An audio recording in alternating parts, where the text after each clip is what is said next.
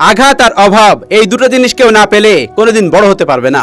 আঘাত না পাইলে কেউ কোনোদিন বড় হতে পারবে না। আঘাত পাইলেই তার জীবনের রাস্তাগুলো খুলে যাবে। আর অভাব যখন আসবে তখন তুমি বাস্তবতা শিখতে পারবে। অভাব যখন আসে তখন কাছের মানুষ ছিল কারা, কাছের মানুষ আছে কারা, সবকিছু তুমি বুঝতে পারবে।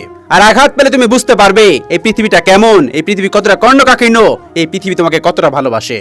আঘাত আর অভাব এই দুইটা জিনিস না আসলে তুমি কখনোই বড় হতে পারবে না। সেজন্যই আমাদের জীবনে অভাব আর আঘাত আসা মাত্রই আমরা বুঝতে পারবো যে আমাদের জীবনে নতুন কোন পথের সূচনা করতেছে। এই অভাব এবং আঘাত আমাদের জীবনে অনেক কিছু শেখায়। শেখায় বাস্তবতা, শেখায় আপন মানুষ, শেখায় একা পথ চলতে শেখা। যখনই এই অভাব আর আঘাত আসে তখনই আমরা ভেঙে পড়ি। ভেঙে পড়া যাবে না।